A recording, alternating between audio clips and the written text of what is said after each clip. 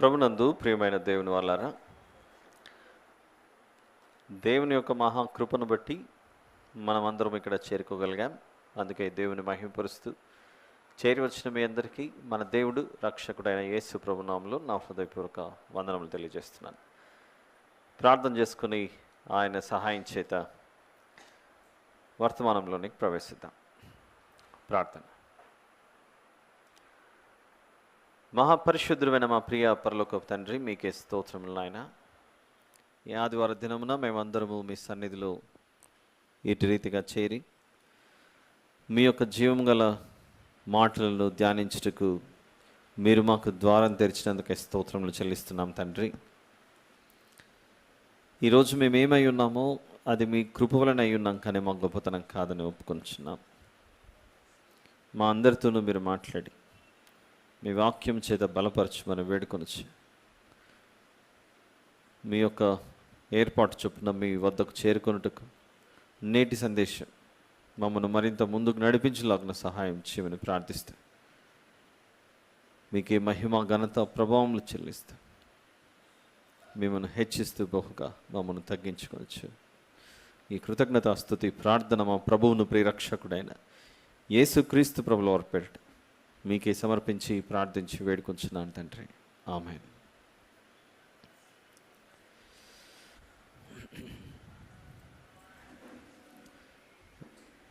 ఎఫెసీయులకు రాసిన పత్రిక 4వ అధ్యాయం 17 నుండి 21వ వచనం వరకు మన వాక్య ధ్యానం. కాబట్టి అన్యజనులు నడుచుకున్నట్లు మీరిక మీదట నడుచుకొనవలదని ప్రభువునందు సాక్ష్యం ఇచ్చుచున్నాను. వారైతే అంధకారమైన మనస్సు గలవారై తమ హృదయ కాఠిన్యము వలన తమలోనున్న అజ్ఞానము చేత దేవుని వలన కలుగు జీవముల నుండి వేరుపరచబడిన వారై తమ మనస్సునకు కలిగిన వ్యర్థత అనుసరించి నడుచుకుంటున్నారు. చదువుకున్న ఈ 2 వచనాలలో ఎవరో ఒక వర్గానికి సంబంధించిన జనుల గురించి మాట్లాడుతున్నాడు దేవుడు. ఎవరా జనులు అనంటే అన్యజనులట. అంటే దేవునికి జనులు 2 విధాలుగా కనబడుతున్నారు అని మనం భావించవచ్చు. ఈ మాటను బట్టి తెలుగులో పర్యాయ పదాలు, వ్యతిరేక పదాలు అనేవి మనం చదువుకున్నాం పాఠ్యపుస్తకాల్లో. సినానిమ్స్ అండ్ యాంటోనిమ్స్ అని. గుడ్ అనే ఇంగ్లీష్ పదానికి ఆపోజిట్ వర్డ్ ఏమవచ్చు? గుడ్ అనే ఇంగ్లీష్ పదానికి బ్యాడ్ అనేది ఆపోజిట్ వర్డ్. మంచి అనే తెలుగు పదానికి వ్యతిరేక పదం ఏమవుతుంది? చెడు. ప్రకృతి, వికృతి. అలానే అన్యజనులు అనే పదాన్ని ఉపయోగిస్తున్నాడు. అన్యజనులు అనే పదానికి వ్యతిరేక పదం ఏమవచ్చు? వెరీ గుడ్, స్వజనులు, సొంత జనులు. అంటే దేవుని దృష్టిలో భూమి మీద నివసిస్తున్న మనుషులను చూసినప్పుడు జనులు అనేవారు 2 విధాలుగా కనబడుతున్నారా? జనులు అంటే ప్రజలు, భూమి మీద నివసిస్తున్న ప్రజలు. ఈ భూమి మీద నివసించే ప్రజలు లేదా జనులు దేవుడు దీనిని చూసినప్పుడు 2 భాగాలుగా కనబడుతున్నారు. దేవునికి స్వజనులు అనే గుంపు ఒకటి, దేవునికి అన్యజనులు అనే గుంపు ఒకటి కనబడుతోంది. మరి స్వజనులకు అన్యజనులకు ఉన్న తేడా ఏంటి? ఉన్న వ్యత్యాసం ఏంటి? అని మనం ఆలోచిస్తే, మనం ఇప్పుడు పగటి వేళ ఇక్కడ కూర్చొని ఉన్నాం. అదే మన బంధువులు, స్నేహితులు విదేశాలలో ఎక్కడో, ఏ అమెరికాలోనో అలాంటి ప్రాంతాల్లో ఉంటే, ఇప్పుడు సమయం మనకేమో ఇంచుమించు 1 గంట. దీనికి పూర్తిగా భిన్నంగా ఉన్న దేశాలలో ఇదే పగటి వేళ 1 గంట, 1 o'clock. వేరే దేశాల్లో పగటి వేళ అయి ఉంటుందా, రాత్రి వేళ అయి ఉంటుందా? అది నైట్, రాత్రి వేళ అయి ఉంటుంది. ఆకాశము నుండి భూమిని మనము చూసినట్లయితే, ఈ భూమి సూర్యుని వెలుగు ఉన్నటువంటి ప్రాంతం ఒకటి, చీకటి ఉన్న ప్రాంతం ఒకటి. అలానే సాయంత్రం గడిస్తే మనకు కూడా రాత్రి వస్తుంది. మనకు రాత్రి రాగానే వేరే దేశంలో పగలు. ఈ ప్రకృతిలో సగం అంటే భూమి మీద వెలుగు, చీకటి 2 కనబడుతున్నాయి మనకు. ఒకవైపు పగలు వెలుగుంటే, మరోవైపు చీకటి, డార్క్నెస్ కనబడుతుంది. దేవుడు చేసిన ఈ ప్రకృతిలో దేవుడు అనుకుంటే ఒకే సమయంలోనే భూగోళమంతా వెలుగు కనపడే విధంగా చేయగలిగే సమర్థుడు, భూగోళమంతా చీకటి ఉండే విధంగా చేయగలిగే సమర్థుడు మన దేవుడు.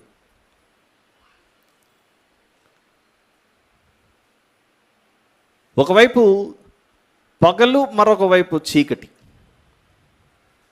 ఒకవైపు పగలు, మరొక వైపు చీకటి కనబడుతున్నట్లుగా ఎలాగైతే ఈ ప్రకృతిలో భూమి, నేల కనబడుతుందో, దేవుడు ఆకాశము నుండి భూమి మీద నివసిస్తున్న ప్రజలను చూసినప్పుడు కూడా దేవుని యొక్క సృష్టి చాలా అద్భుతమైనది. ఆయన చేసిన ప్రతి కార్యం ఆయన యొక్క ఉన్నతమైన విషయాల గురించి తెలియజేస్తూ ఉంటుంది. ఆకాశంలో సూర్యుడిని పెట్టి పాత నిబంధన ముగించబడే సమయం మలాకీ గ్రంథం వచ్చేసరికి నీతి సూర్యుడు అనే ఒక పదాన్ని చూపిస్తున్నాడు. చూద్దాం ఆ మాట. మలాకీ పుస్తకం, బుక్ ఆఫ్ మలకాయ్,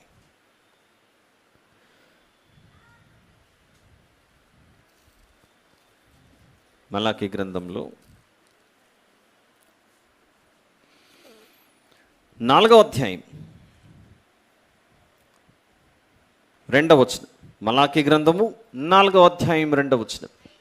అయితే నా నామమందు భయభక్తులు గలవారగు మీకు నీతి సూర్యుడు ఉదయించును అని మరొక సూర్యుని చెప్తున్నాడు. అంటే సూర్యునిలో రకాల, మనం ఎప్పుడన్నా విన్నామా దీని గురించి? ఉదయం లేవగానే ఆకాశంలో కనబడుతుంది సూర్యుడు, మనకు వెలుగును అందజేస్తూ పోతుంటుంది. తూర్పున ఉదయించటం, పడమర అస్తమించటం. ఆ తూర్పులో రాగానే ఆయా దేశాలలో వెలుగు రావటం. ఆ సూర్యుని గురించి మనకు తెలుసు కనుక మలాకీ గ్రంథం 4వ అధ్యాయానికి వచ్చేసరికి మరొక సూర్యుని పరిచయం చేస్తున్నాడు. మలాకీ అనే పుస్తకం ఎక్కడుంది? పాత నిబంధనలో చివరి పుస్తకం. ఈ ఆకాశంలో కనపడే సూర్యుడు మనకు ఎక్కడ కనబడతాడు? పరిశుద్ధ గ్రంథంలో ఆలోచిస్తే, బైబిల్లో ఉన్న పుస్తకాలలో ఈ చేతిలో ఉన్నది ఒకే పుస్తకం అని మనము అనుకోవచ్చు. కానీ ఇందులో 66 పుస్తకాలు, 66 పుస్తకాలు, చిన్న చిన్నవి అన్నీ కలిపి గ్రంథస్థం చేస్తే ఒక గ్రంథమైంది. వివిధ రకాల పుస్తకాల సముదాయం ఒక గ్రంథం. అది అంటే ఒంటరిగా ఉండే పుస్తకం అని వాటన్నిటినీ ఒక చోటు తీసుకొస్తే ఒక గ్రంథం అయినట్లుగా పరిశుద్ధ గ్రంథంగా కనబడుతుంది మనకు. ఈ గ్రంథంలో, మన చేతిలో ఉన్నటువంటి బైబిల్ గ్రంథంలో మొదటి పుస్తకంలో సూర్యుడు కనపడ్డాడు. అదే పాత నిబంధనలోని చివరి పుస్తకంలో మరొక సూర్యుని చూపిస్తున్నాడు. మీరు ఆ సూర్యుని మీద ఆలోచించక ప్రస్తుతానికి ఇంకొక సూర్యుడు కనబడుతున్నాడు. దాని గురించి ఆలోచించండి. ఆయన ఎలా ఉంటాడు, ఎలా ఆ సూర్యుడు ఎలా ఉంటాడు అని తెలుసుకోవాలనుకుంటే ఒక్కసారి అలా పేజీ తిప్పితే కనబడతాడు. పక్కనే క్రొత్త నిబంధన, మలాకి అయిపోతానే క్రొత్త నిబంధన, మలాకి గ్రంథం అయిపోయిన వెంటనే కనపడేదే క్రొత్త నిబంధన. అక్కడ ఒక నీతి సూర్యుడు జన్మిస్తున్నాడు, ఒక నీతి సూర్యుడు పుట్టాడు అక్కడ. ఈ సూర్యుడు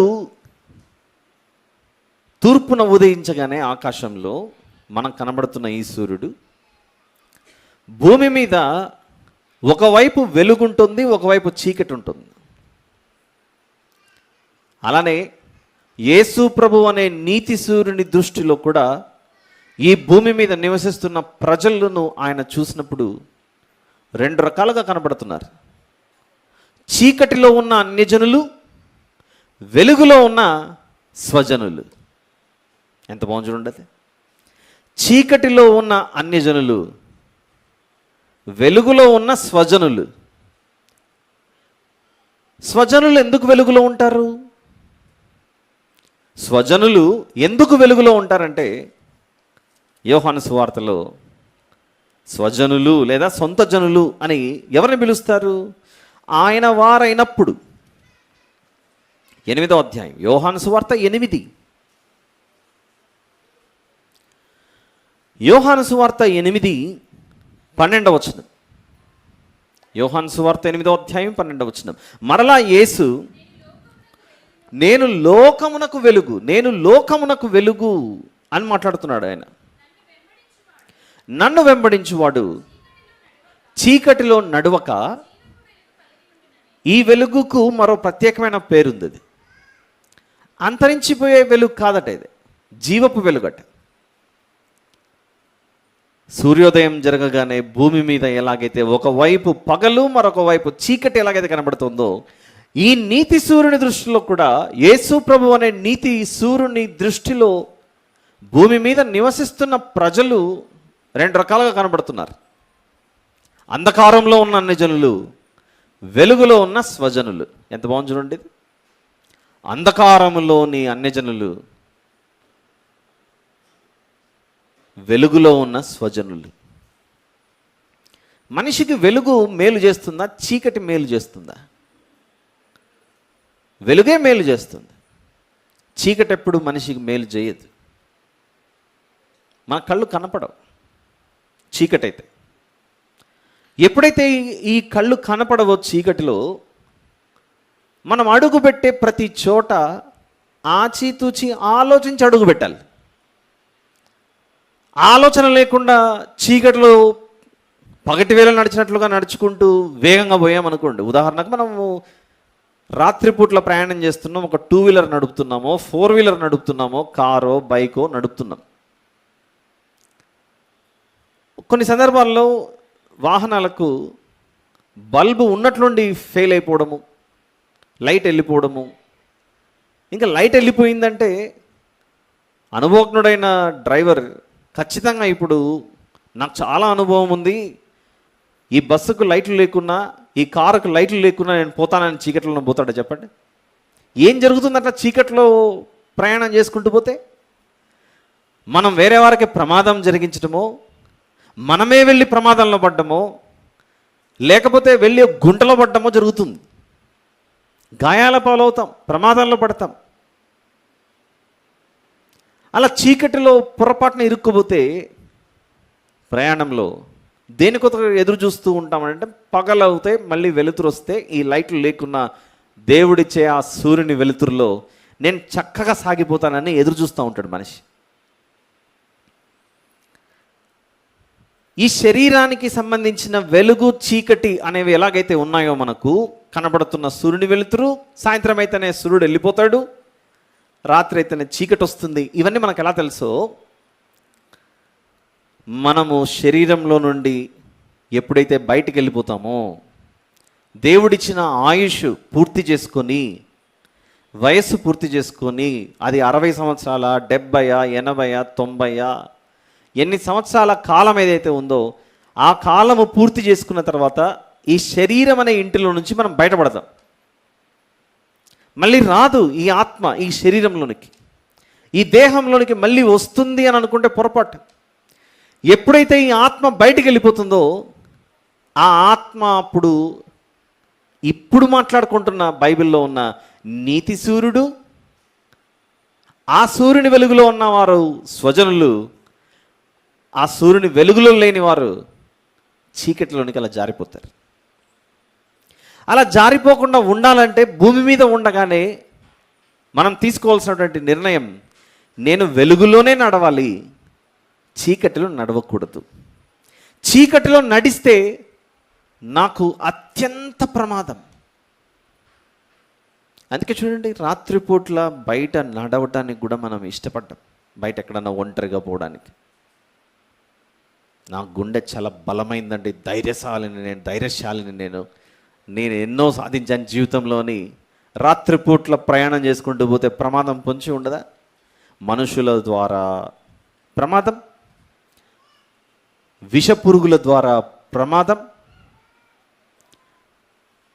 అతుకులు గతుకులు ఉన్న రోడ్డు, గుంతలు, మనిషి చేసిన మ్యాన్హోల్స్, డ్రైనేజ్ కొరకు చేసినటువంటివి, ఎక్కడ పోయి పడిపోతామో తెలియదు మనకు.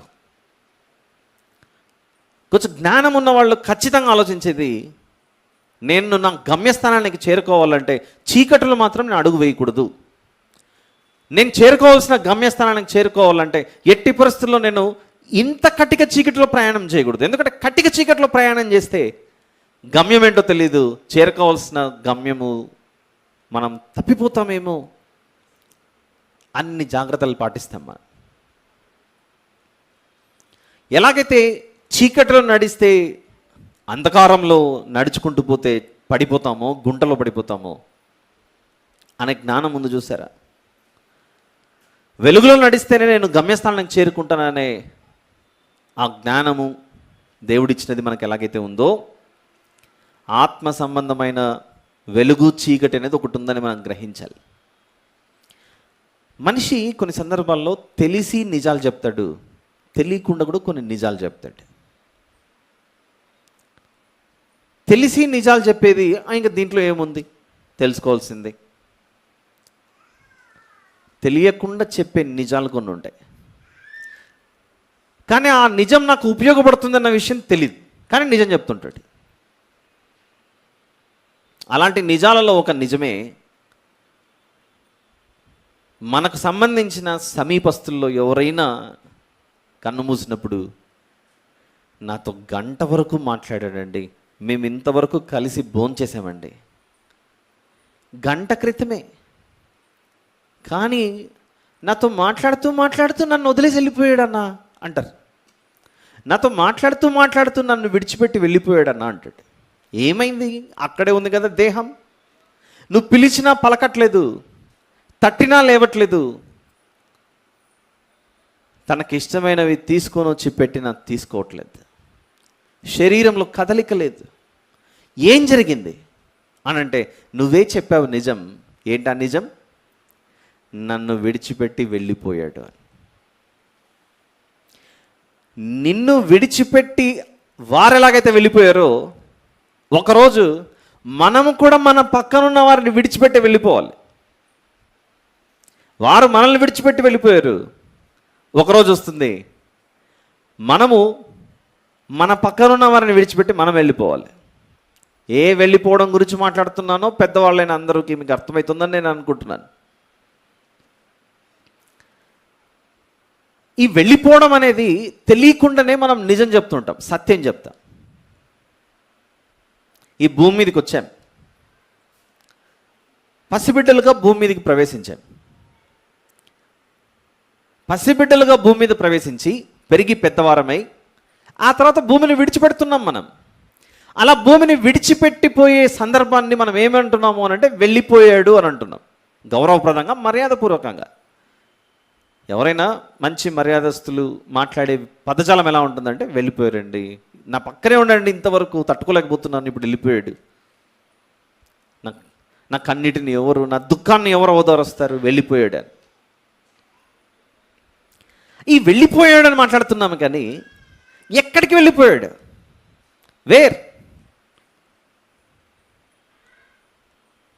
ఎక్కడికి వెళ్ళిపోయాడు అనేది తెలియాలి. ఇక్కడి నుంచి ఎక్కడికి వెళ్ళిపోయాడు అనే ప్రశ్న మనకు వచ్చినప్పుడు అందులో నుంచి పుట్టుకొచ్చే మరో ప్రశ్ననే, ఇంతకు నేను ఇక్కడికి ఎలా వచ్చాను? మొదట నేను ఇక్కడికి వస్తేనే కదా ఎక్కడికో వెళ్ళిపోయేది.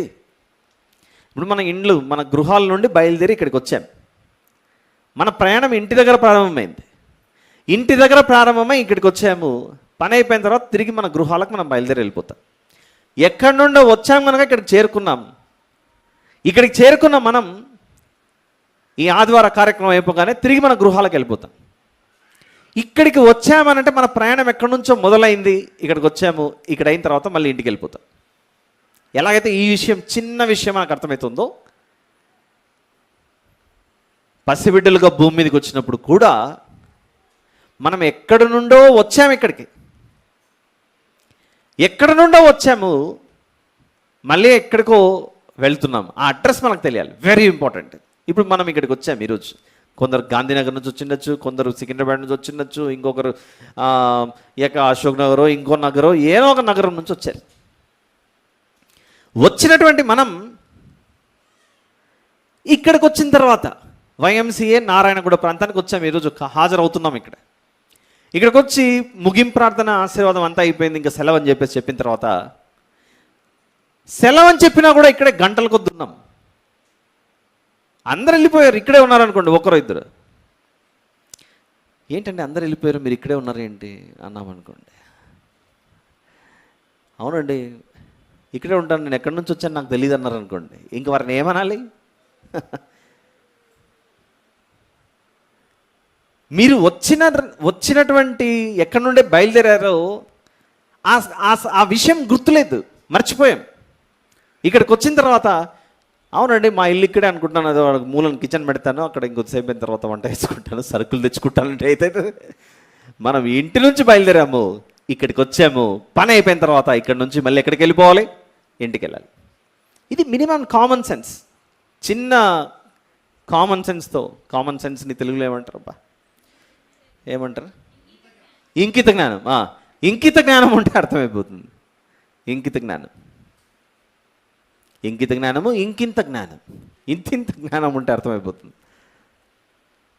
నేను ఇంటి నుంచి వచ్చా, ఇక్కడ పని అయిపోయింది, 2 గంటలకు అయిపోతుంది, 2-2:30కంతా. ఆ జ్ఞానంతో మళ్ళీ తిరిగి ఇంటికి వెళ్ళాలి. వచ్చిన తర్వాత ఇక్కడికి నేను ఇంటికి పోను అన్నాం అనుకోండి. పిల్లలు ఉన్నారు, సండే అదే లార్డ్ స్కూల్కి వెళ్ళారు. మరి వచ్చిన తర్వాత మమ్మీ నేను రాను, డాడీ నేను రాను వండికేస్తే, ఇప్పుడు డాడీ ఏం చేస్తాడు? పడతాది దెబ్బ, 10 ఇంటికి అంటాడు. ఏం బుద్ధి ఉందా నీకు? ఎన్ని రోజులు ఉంటావు, ఏం చేస్తున్నావు ఇక్కడ అని అధికారం ఉంది తండ్రికి. కొట్టి తీసుకెళ్తాడు, చంప పగలగొట్టి తీసుకెళ్తాడు.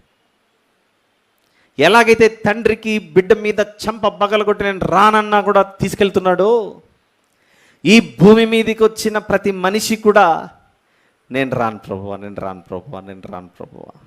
ఈ భూమి మీద ఉండాలనుకుంటున్నా ప్రభువా, ఈ భూమి మీద ఉండాలనుకుంటున్నా ప్రభువా అని మొండికేసుకొని కూర్చున్నాం. అయితే అక్కడ నుండి ఇక్కడికి వచ్చిన తర్వాత అర్థమైంది మనకు, ఆకాశంలో ఒక సూర్యుడు ఉన్నాడు, సూర్యాస్తమయం సన్సెట్ అయిపోతానే నైట్ వస్తుంది అనే విషయం మనకు అప్పుడు అర్థమైంది. వచ్చిన తర్వాత అర్థమైంది. మమ్మీ ఎత్తుకొని చెప్పాలి, mother has to hold the baby, ఎత్తుకొని this is moon, that is sun, these are stars అవన్నీ చెప్పాలి. అప్పుడు బిడ్డకు మెల్లిమెల్లిగా అర్థమవుతుంటుంది. నైట్ అయితే స్టార్స్ వస్తాయి, నైట్ అయితే మూన్ వస్తుంది, పగలైతే సన్ వస్తుంది. అప్పుడు అర్థమవుతుంటుంది, స్లోగా రివీల్ అవుతుంది. బిడ్డకు ఇక్కడికి వచ్చిన తర్వాత అర్థమైంది, వెలుగు అనేది ఒకటి ఉంది, చీకటి అనేది ఒకటి ఉందని. ఎందుకు మనం నేర్చుకుంటున్నాం? ఈ భూమి మీద మన నేత్రములకు కనపడే విషయాలన్నీ ఈ భూమిని విడిచిన తర్వాత ఉండబోయే లోకం గురించి తెలియచేయటానికి మనల్ని దేవుడు బుద్ధి జ్ఞానము సంపదలతో నింపాడు మన ఆలోచన విధానాన్ని. నాయన కన్ను మూసిన తర్వాత కూడా ఈ 2 ఉన్నాయి. ఏ 2? ఒకటి వెలుగు, మరొకటి చీకటి. అయితే భూమి మీద ఒకే భూగోళం మీద ఒకవైపు వెలుగు ఒకవైపు చీకటి ఉన్నట్లుండదు. కన్ను మూసిన తర్వాత చీకటిని పూర్తిగా వేరు చేసి ఒక లోకం పెట్టేస్తున్నాను, వెలుగును ప్రత్యేకంగా మరొక చోట వెలుగున్న లోకంగా తయారు చేస్తున్నాను, నీకేది కావాలో కోరుకో. నీకు రెండు చూపించా భూమి మీద ఉండగా రెండు చూపించాను, నిర్ణయం తీసుకో. మరి ఆ వెలుగులోకి ప్రవేశించాలంటే ఏం చేయాలంటే ఇక్కడే ఈ వెలుగును సంపాదించుకో, ఇక్కడే ఈ వెలుగును పొందుకొని దాంట్లో నడవడం ప్రారంభించు. మనం ప్రయాణం మొదలు పెట్టామనుకోండి, ఎక్కడికో ఊరికో, మన సొంత ఊరికో దసరా సెలవులు వస్తున్నాయి, ఊర్లకు పోయే అవకాశం ఉంది. లగేజ్ అంతా సర్దుకున్నాం, సూట్ కేసుల్లో బట్టలు గిట్టలు అన్నీ పెట్టేసుకున్నాం. అంత ప్రయాణం మొదలైంది. బస్ స్టాండ్కి పోయిన తర్వాత జోబీ చెక్ చేసుకుంటే రూపాయలు లేదు లోపల. బస్ స్టాండ్ ఎక్కిన తర్వాత ఇప్పుడు కండక్టర్కి టికెట్ ఇస్తావా అని అడుగుతాము చెప్పండి. జోబీలో అవసరమైన ధనం మనీ పెట్టుకొని ఎక్కితే అప్పుడు వాళ్ళు టికెట్ ఇస్తారు.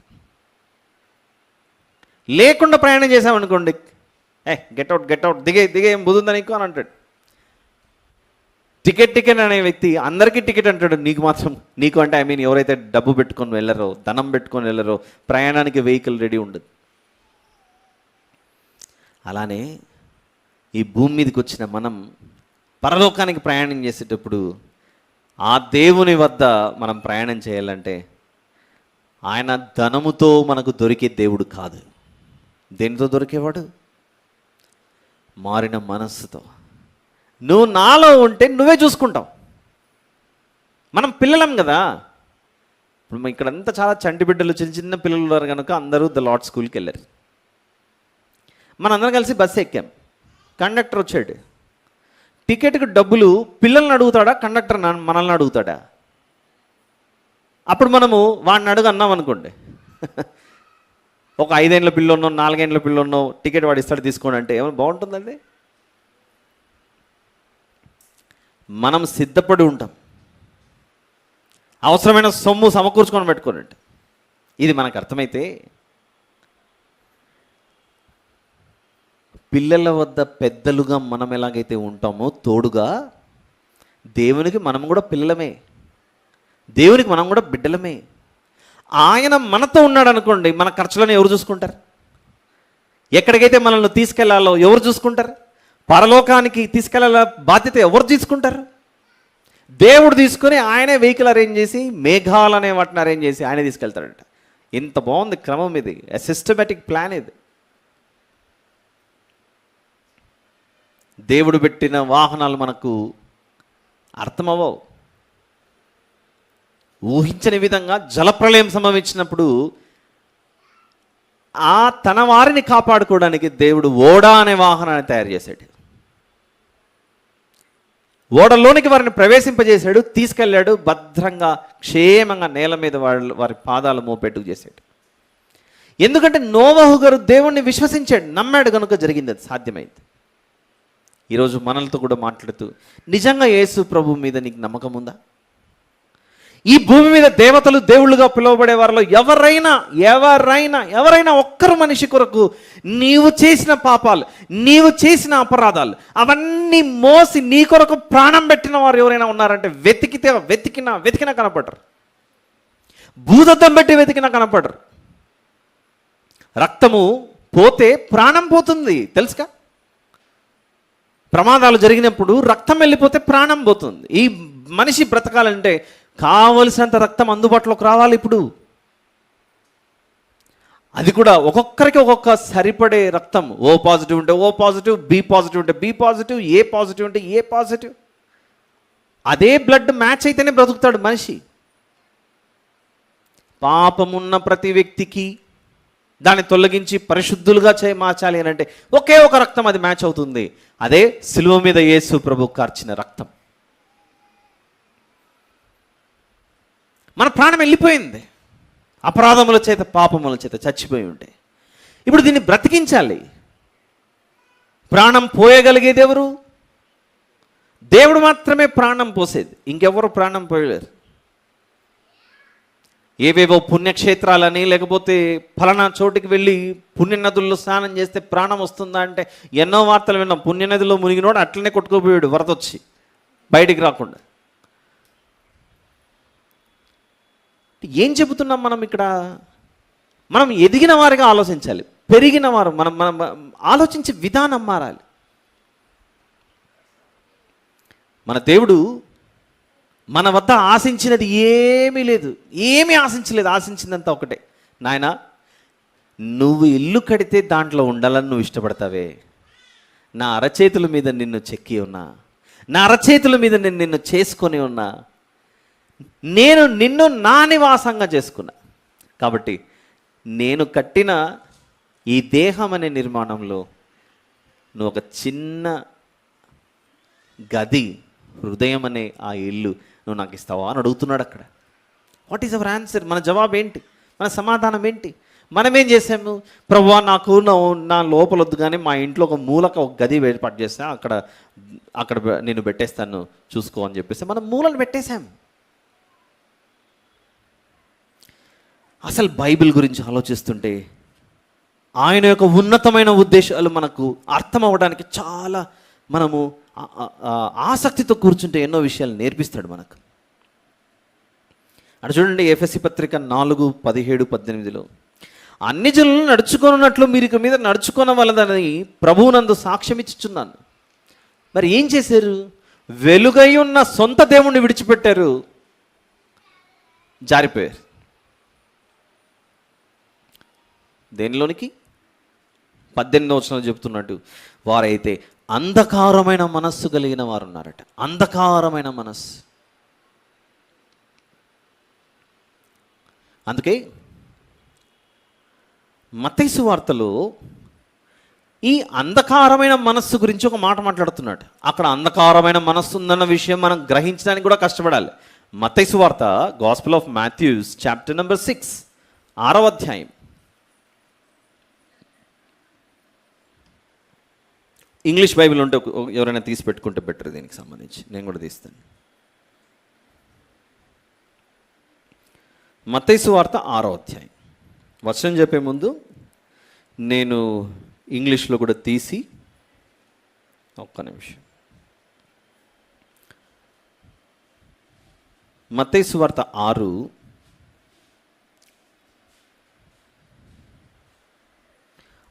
నుంచి చదువుదాం. నీవు ప్రార్థన చేయునప్పుడు నీ గదిలోనికి వెళ్ళి తలుపు వేసి రహస్యమందున నీ తండ్రికి ప్రార్థన చేయుము. అప్పుడు రహస్యమందు చూచు నీ తండ్రి నీకు ప్రతిఫలం ఇచ్చును. 7వ వచనం, మరియు మీరు ప్రార్థన చేయునప్పుడు అన్యజనుల వలె వ్యర్థమైన మాటలు వచింపవద్దు అన్నది చూడండి అక్కడ. 7వ వచనం ఇంగ్లీష్లో ఏముందంటే, gospel of Matthew chapter number 6 and verse number 7. And when you pray, do not keep on babbling like pagans, for they think they will be heard because of their many words. అనుంది అక్కడ. ఇది నేను చదివిండేది new international version. King James version చూద్దాం. But when ye pray, use not vain repetitions, not vain repetitions. Not vain repetitions అంటే ఏంటి? చెప్పిండిది చెప్పి. కొన్ని సందర్భాల్లో మనకు మైకుల్లో శబ్దాలు వినపడుతుంటాయి. బయట ఒకటే పదమే ఉదయం నుంచి సాయంత్రం వరకు రిపీట్ అవుతుంటుంది, వస్తూనే ఉంటుంది. ఎందుకు అన్నిసార్లు రిపీట్ చేయాల్సిన పరిస్థితి వస్తుంది? ఒకసారి ఊహించుకోండి. ఇక్కడ బైబిల్ మత్తయి సువార్త 6:7లో అన్యజనుల వలె వ్యర్థమైన మాటలు వచింపవద్దు, యూజ్ నాట్ వెయిన్ రిపిటిషన్స్ అంటున్నాడు. ఎందుకు వెయిన్ రిపిటిషన్స్ అయ్యాయి అని ఆలోచిస్తే, ఎఫెసీ పత్రిక 4:18లో అంధకారమును వెంబడిస్తున్న మనస్సు కలిగి ఉన్నవారు.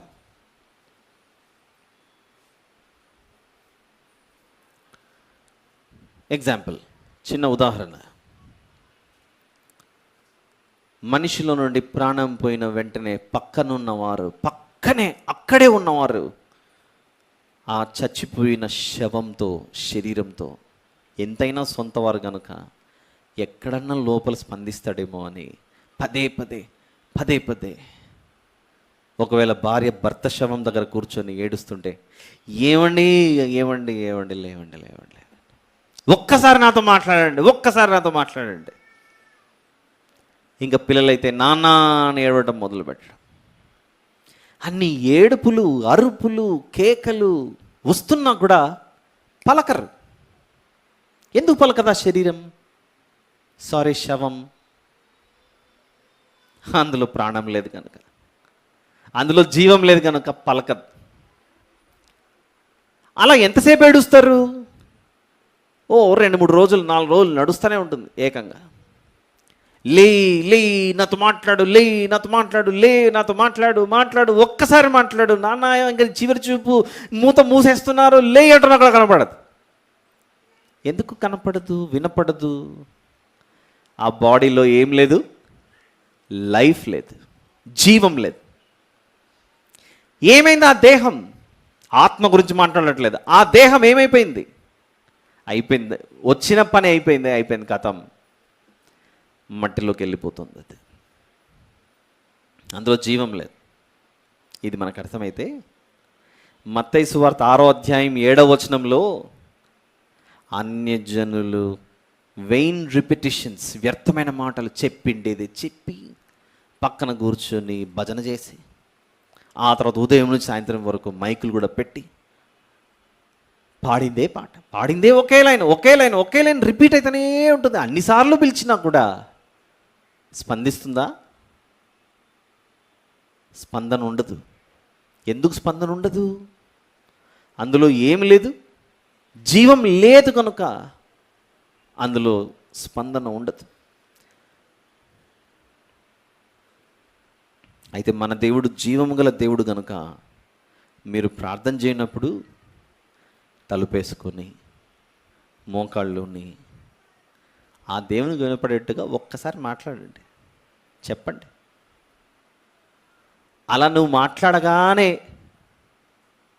పలికేవాడు గొప్ప దేవుడు అవుతాడా?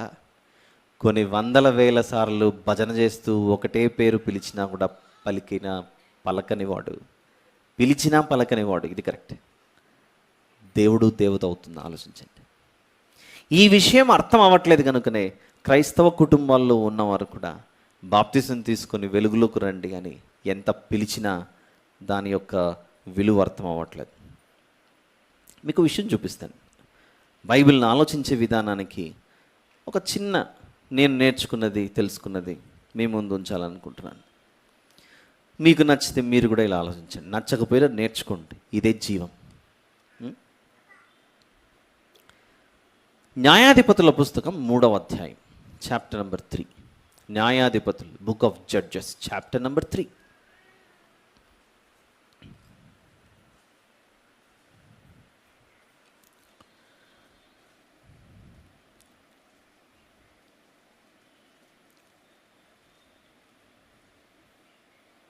ఐదవ వచనం నుండి. న్యాయాధిపతుల పుస్తకం 3వ అధ్యాయం 5వ వచనం, book of Judges, chapter number 3, verse number 5 onwards. కాబట్టి ఇశ్రాయేలీయులు, కనానీయులు, హిత్తీయులు, ఇశ్రాయేలీయులు అని కామా ఉంది అక్కడ. కాబట్టి ఇశ్రాయేలీయులు, కనానీయులు, హిత్తీయులు, అమోరీయులు, పెరిజ్జీయులు, హివ్వీయులు, ఎబూసీయులను జనుల మధ్య నివసించుచున్న వారి కుమార్తెలను పెళ్లి చేసుకొనుచు, వారి కుమారులకు తమ కుమార్తెలను ఇచ్చుచు వారి దేవతలను పూజించు వచ్చారు. అట్లు ఇశ్రాయేలీయులు యెహోవా సన్నిధిని దోషులై తమ దేవుడైన యెహోవాను మరచి బయలుదేవతలను, దేవతా స్తంభములను పూజించిరి. దేన్ని పూజించారట? దేవతా స్తంభాలను పూజించారట. స్తంభాలను పూజించారు. స్తంభం అంటే ఏంటో తెలుసా? కొంచెం కెమెరా తిప్పండి. స్తంభం అంటే ఏంటంటే, ఇప్పుడు ఈ లైట్ పెట్టారు. ఈ లైట్ నిలబడాలంటే దీనికి ఒక స్తంభం, పోల్. అలానే ఈ స్పీకర్ ఉంది ఇక్కడ.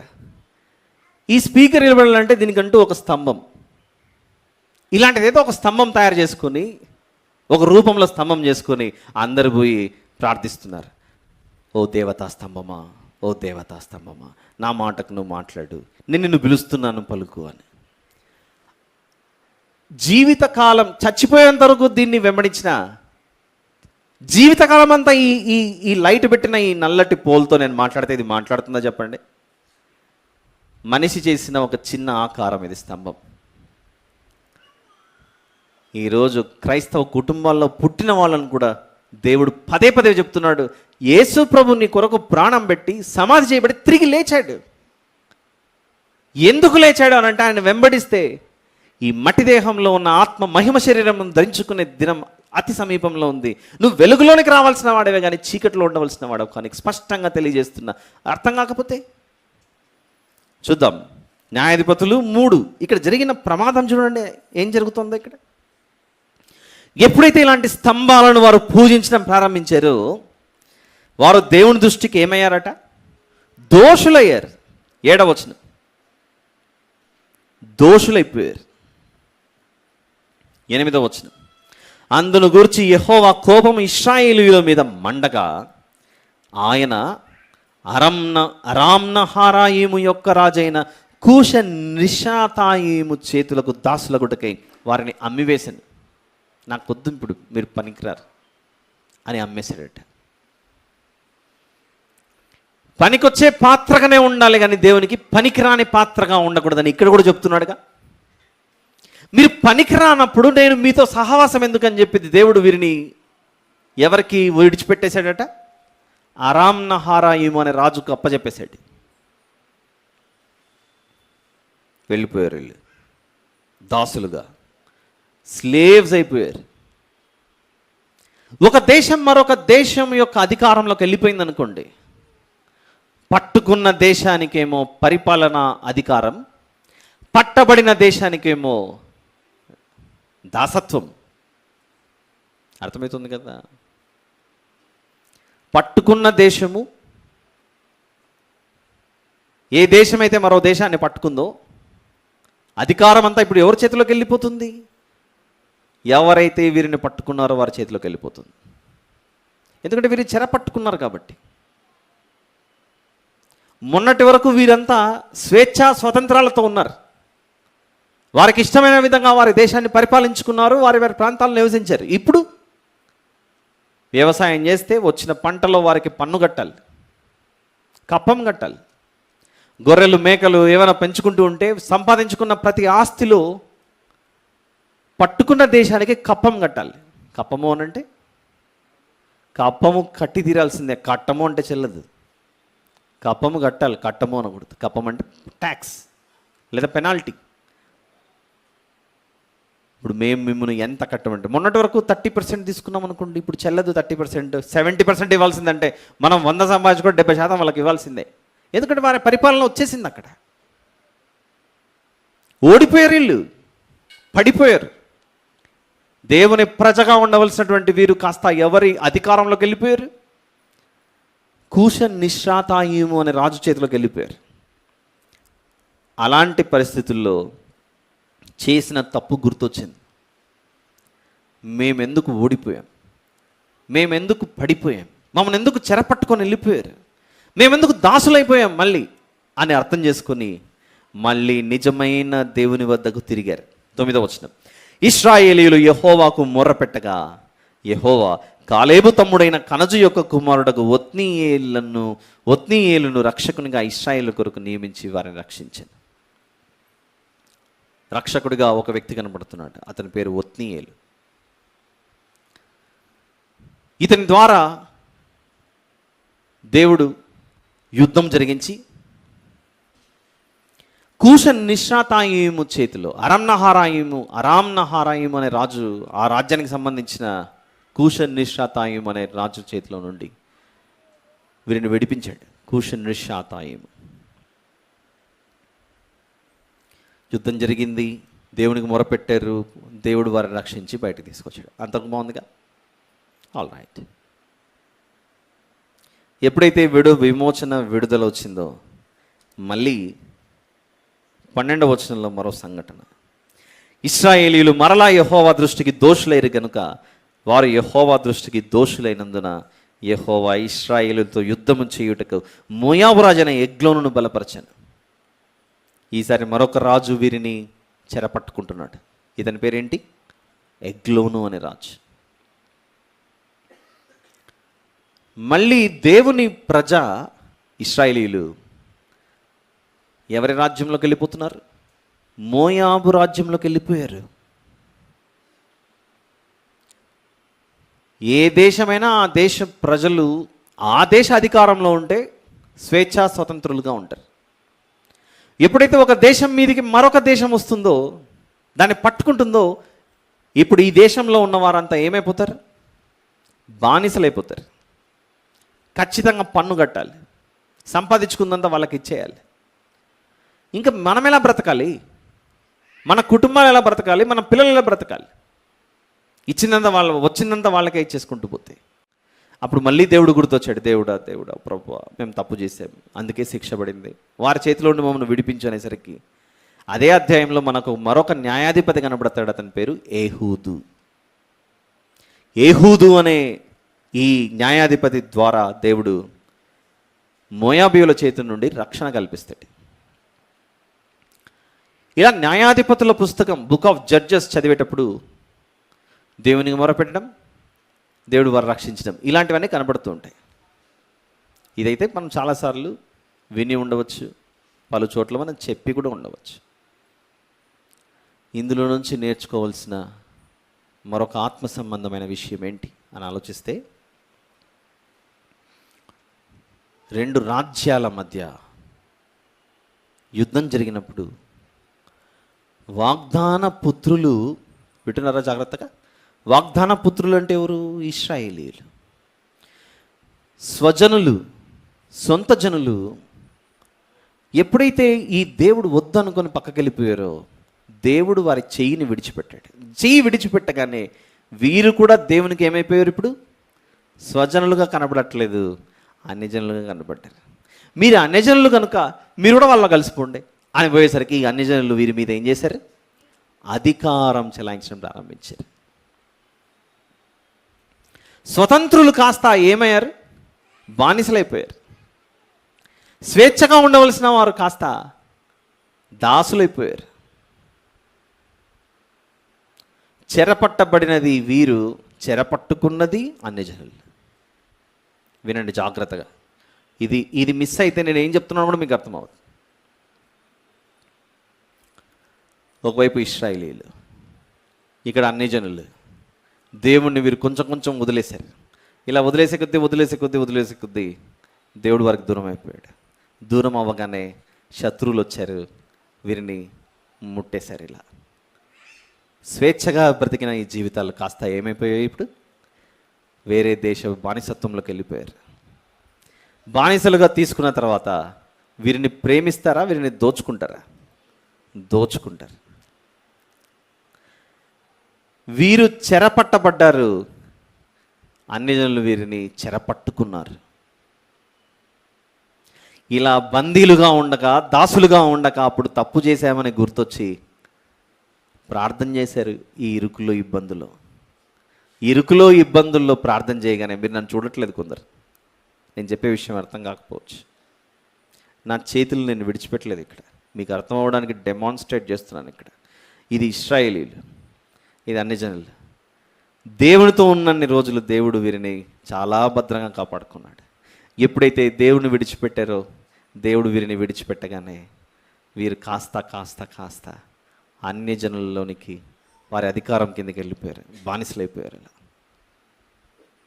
ఈ ఇరుక్కుపోయారు. ఇలా సంపాదించుకున్న ప్రతిదీ అలా ఇరుక్కుపోయాకనే ఆ ఇరుకులో, ఇబ్బందులలో దేవునికి ఈ ఇశ్రాయేలీయులు అన్నవారు ప్రార్థన చేయడం ప్రారంభించారు. ప్రార్థన చేయడం ప్రారంభించగానే వారి మొరను ఆలకించి దేవుడు ఏం చేశాడంటే వారిలో ఒక న్యాయాధిపతిని పుట్టించి, రక్షకుని పుట్టించి, చూస్తున్నారు కదా నా చేతుల్ని, ఇప్పుడు ఈ నా ఎడమ చేయి దేన్ని సూచిస్తుంది? అప్పటి నుంచి అన్యజనులు. నా కుడి చేయి ఏం చూపిస్తుంది? ఇశ్రాయేలీయులు. ఇలా ఇరుకులోనికి వెళ్ళిపోయిన వీరు ఆ ఇరుకులో దేవునికి ప్రార్థించగానే ఆ న్యాయాధిపతుల్లో నుండి, అంటే దేవుడు ఏర్పాటు చేసుకున్న ఆ ప్రజల్లో నుండి ఒక వ్యక్తి పుట్టి కాస్త అలా ఈ గట్టిగా బలంగా పట్టుకున్న శత్రు సైన్యాన్ని ఓడించుకుంటూ ఇలా బయటికి వచ్చి సీన్ కాస్త రివర్స్ అయింది. ఇలా అర్థమైంది. ఇప్పుడు ఏం జరుగుతుంది? ఇక్కడ చెరపట్టుకున్న వారు అన్ని జనులు చెరపట్టుకున్న వారు ఇప్పుడు దేవుని చేత చెరపట్టబడ్డారు. అర్థమవుతుందా? ఒకప్పుడు దేవుని ప్రజలు ఏమయ్యారు? అన్యజనుల చేత పట్టబడ్డారు. దేవుని వద్దకు రాగానే దేవుడు వారిని స్వతంత్రులుగా చేసి వీరిని పట్టుకున్న వారిని వీరి చేత పట్టబడేట్టుగా చేశాడు. అర్థమవుతుందా? మళ్ళీ జాగ్రత్తగా వినాలి. వీరిని పట్టుకున్న వారిని వీరి చేత దేవుడు వీరు పట్టబడేట్టుగా చేశాడు. అర్థమైతే మత్తయి సువార్త 12కు రండి. ఇప్పుడు మత్తయి సువార్త 12.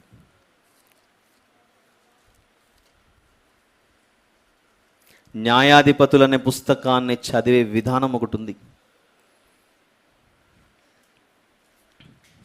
మత్తయి సువార్త 12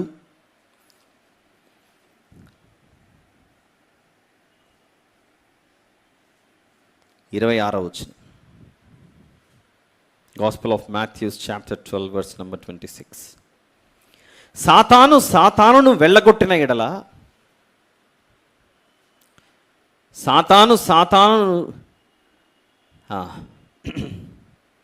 సాతానును వెళ్ళగొట్టిన ఎడల తనకు తానే విరోధముగా వేరుపడును, అట్లయితే వాని రాజ్యం ఎలాగో నిలుచును అని. సాతాను ఒక రాజ్యం ఉంది, సాతానుకు ఒక రాజ్యం ఉందని చెప్తున్నాడు అక్కడ. భూ సంబంధమైన దేశాలకు యుద్ధాలు జరుగుతుంటే మన దేహంలో ఉన్న ఆత్మను దొంగలించడానికి ప్రయత్నిస్తున్న ఒక సాతాను రాజ్యం అనేది ఒకటి ఉంది. వాడు ఏం చేస్తున్నాడంటే, మళ్ళీ సీన్ అక్కడికి వస్తుంది. ఇది మన ఆత్మ. మన ఆత్మలను సాతానుడు ఏం చేస్తున్నాడంటే దేవునికి దూరంగా చేసి పట్టేసుకున్నాడు. ఇలా నువ్వు నావాడివి, నువ్వు నాదానివి అని పిలుస్తున్నాడు.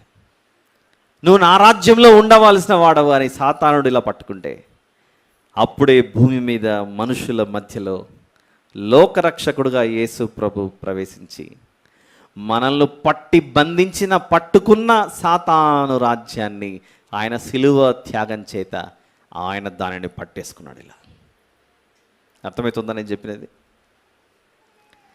అన్యజనులు ఇశ్రాయేలును పట్టుకుంటే దేవుడు వారిలో రక్షకుణ్ణి పుట్టించి ఆ రాజ్యమును పట్టబడే విధంగా ఎలాగైతే చేశాడో, ఈ భూమి మీద సాతాను చేత బందీలుగా ఉన్న వారిని రక్షించుటకు ఏకంగా ఒక దేశపు రక్షకుడు కాదు, యేసు ప్రభుని అందుకే ఏమని పిలుస్తారు?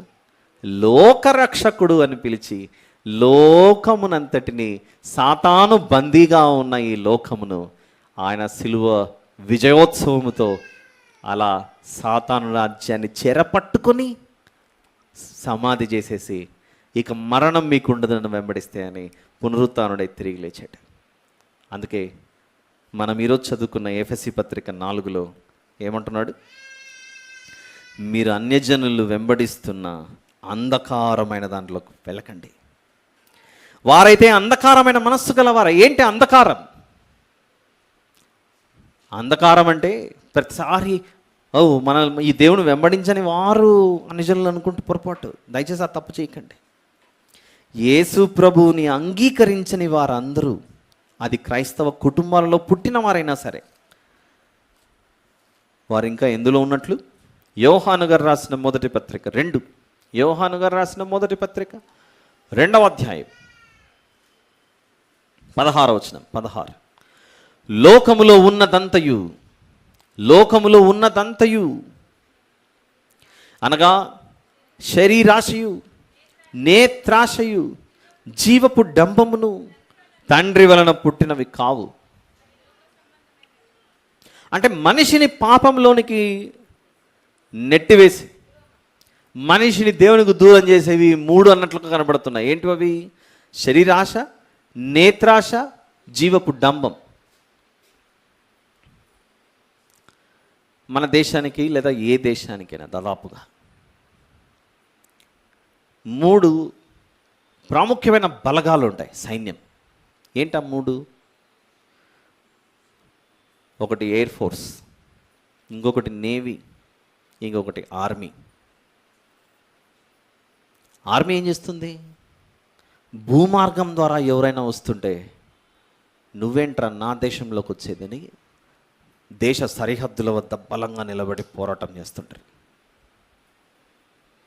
మేము భూమార్గం ద్వారా రాము, గగనతలంలో వస్తామంటే బయలుదేరుతాయి మన దగ్గర ఉన్న విమానాలు ఎయిర్ ఫోర్స్ నుండి. నువ్వు నా గగనతలంలో కూడా అడుగు పెట్టడానికి అవకాశం లేదని. మేము గగనతలంలో రాము, భూమార్గం ద్వారా కానీ నీటిలో దొంగగా వస్తాము అని అనుకుంటే, అందుకే మనం ఏర్పాటు చేసుకున్నాం ఏంటి, నేవీ. జలమార్గం ద్వారా కూడా శత్రువులు రాకూడదు అని మన సరిహద్దులన్నింటినీ మనం ఏం చేసుకున్నామంటే బలోపేతం చేసుకున్నాం, స్ట్రెంగ్తన్ చేసుకున్నాం, చాలా స్ట్రాంగ్గా తయారు చేసుకున్నాం. శత్రువులు ఈ 3 మార్గాల ద్వారా వచ్చే అవకాశం ఉంది అని మన యొక్క డిఫెన్స్ ఫోర్సెస్ని అంత బలంగా తయారు చేసుకున్నాం. ఎలాగైతే దేశ సరిహద్దుల్లో నేవీ, ఎయిర్ ఫోర్స్, ఆర్మీ అనే బలమైన బలగాలు ఎలాగైతే ఉన్నాయో, మన దేహం కూడా ఏ మార్గం ద్వారా కూడా లోపలికి ప్రవేశించకుండా ఉండడానికి తండ్రి, కుమార, పరిశుద్ధాత్మ అనే ఈ 3 ద్వారా ఏ శత్రువు లోపలికి రాకుండా జాగ్రత్త పడాలి. ఏ శత్రువు? శరీరాశ, 2 నేత్రాశ, 3 జీవపు డంబం. మరి ఆ 3 మనతో ఉంటే యుద్ధం చేయాల్సింది మనమేగా. యుద్ధం చేయాల్సింది మనమే అయితే మన దగ్గర ఒక ఆయుధం కావాలిగా, వెపన్ కావాలిగా. మనకు ఏ వెపన్ లేకుండా యుద్ధం చేయాలంటే ఎలా సాధ్యమవుతుంది? దావీదు గారు గొల్యాతును కొట్టాడు. వడిసెల్లో రాయి పెట్టి తిప్పి తిప్పి రాయితో కొడితే నొసటిన తగిలి నేల కూలాడు మనిషి. సంసోను గారు ఫిలిస్తీన్లను కొట్టాడు. గాడిద దవడ ఎముక అనే ఆయుధం తీసుకొని కొట్టాడు. ఈరోజు క్రైస్తవుడు శరీరాశ, నేత్రాశ, జీవపుండంబం అనే శత్రువులు మనలోకి వస్తుంటే ఏ ఆయుధం పట్టుకొని యుద్ధం చేసి నిలబడాలి? ఆ ఆయుధమే హెబ్రీ పత్రిక. హెబ్రీ పత్రిక 4వ అధ్యాయం 12, 4:12. ఆ ఆయుధం ఆత్మ సంబంధమైన ఆయుధం. ఇది శరీర సంబంధమైన ఆయుధం కాదు. ఇది ఏంటి? ఆత్మ సంబంధమైన ఆయుధం. దేవుని వాక్యము సజీవమై బలము గలదై 2 అంచులు గల ఎటువంటి ఖడ్గము కంటే నువ్వు వాడిగా ఉండి, 2 అంచులు కలిగిన ఖడ్గము కంటే వాడిగా ఉండే ఖడ్గమట ఇది. అలాంటి ఆయుధం పట్టుకుని యుద్ధం చేయాలి. నేను ఈరోజు ఆయుధం చెప్పాను, కానీ మీరు ఇంటికి వెళ్ళేటప్పుడు పోతూ పోతూ దారిలో ఎక్కడన్నా కత్తిని బాగా సానబెట్టించుకొని కత్తులు కొనుక్కొని వెళ్ళకండి, కేసులు అవుతాయి. నేను మాట్లాడుతున్నది ఆత్మ సంబంధమైన విషయం గురించి. మనం పట్టుకోవాల్సింది ఆత్మ సంబంధమైన ఆయుధం. ఆయుధాలు పట్టుకొని తిరిగితే ఇంక మళ్ళీ వచ్చే వారం కనపడం మనం ఇక్కడ. కాబట్టి మనము సాతానుతో పోరాడవలసిన వారం, గెలవాల్సిన వారం, అంధకారములో నుండి వెలుగులోనికి ప్రయాణం చేయాల్సిన వారం. ఆలోచించండి, ఈరోజు మనల్ని విడిపించటానికే యేసు ప్రభు భూమి మీదకి వచ్చాడని, వెలుగులోనికి నడిపించాలని ఆయన చేసే ప్రయత్నం అని. ఆయన చేసిన యుద్ధం మనుషులు చేసే యుద్ధాలు లాంటివి కావు. మనిషికి అత్యంత భయానకమైనది, చాలా మనసును గాయపరిచేది, కృంగిపోయే విధంగా చేసేది, అదే భయపడేది మరణం, చావు. నో, యేసు ప్రభు వద్దకు వస్తే మనల్ని చూసి మరణం భయపడిపోతుంది. అమ్మ, వాళ్ళ దగ్గరికి పోతే నా పని ఏం జరగదు. ఎందుకంటే వారిలో ఎవరున్నారు? మరణించి తిరిగి లేచిన ఆయన ఉన్నాడు. ఆయన లోపల ఉండగా వీరు కన్ను మూసిన వీళ్ళని బ్రతికించుకొని తీసుకొని వస్తాడని మనల్ని భూమి మీదకి పంపించిన ప్రభు సజీవుల లెక్కలో ఉంచే దేవుడు. ఈరోజు వాక్యధ్యానంగా మనం నేర్చుకున్న ఈ మాట, అంధకారంలో ఉన్న అన్యజనులమా, వెలుగులో ఉన్న స్వజనులమా? ఆలోచించండి, ఎందులో ఉందాం? వెలుగు అంటే ఎంతమందికి ఇష్టం? ఇక్కడ చేయొద్దండి, అందరికి ఇష్టమే. మరి వెలుగు, నిజమైన వెలుగు ఎవరో తెలుసుకోవాలిగా. యేసు ప్రభువే నిజమైన వెలుగు. ఆ వెలుగులో ఉండటానికి ఇష్టపడండి. ఆయనను విడిచిపెడితే చీకట్లో ఉన్నట్లే. వద్దు మనకు ఆ జీవితం. ఆలోచిస్తారని ఆశిస్తూ ఇంతటితో ఈ సందేశాన్ని ముగిస్తున్నాను. ప్రార్థన చేసుకుందాం. ప్రేమగల తండ్రి, కృపగలిగిన మా దేవ, పరిశుద్ధుడైన మా తండ్రి, మీకే స్తోత్రములు నాయన. ఇంతవరకు మీరు వినిపించిన వాక్యంలో అనేక విషయాలు మీరు మాకు బయలుపరిచారు నా తండ్రి. అంధకారంలో ఉండే అన్ని జనులమా, మీ వెలుగులో ఉండే స్వజనులమా, మేము ఆలోచించుకునేలాగా సహాయం చేయమని ప్రార్థిస్తూ, ఈ వాక్యం ద్వారా మేము మీకు మరింత సమీపస్తులం అవటకు సహాయం చేయమని ప్రార్థిస్తూ, ఇక మీద పొరపాట్లు చేయకుండా జరిగిన పొరపాట్లు తప్పిదములను సమాధి చేసి యేసు ప్రభుతో నూతన జీవితాన్ని మేము ప్రారంభించడానికి మాకు నేర్పించమని వేడుకొంచి, మా ప్రభువును ప్రియరక్షకుడైన యేసు ప్రభు వారు పెట్టాడికి వేడుకొంచి సమర్పిస్తున్నాను తండ్రి. ఆమేన్.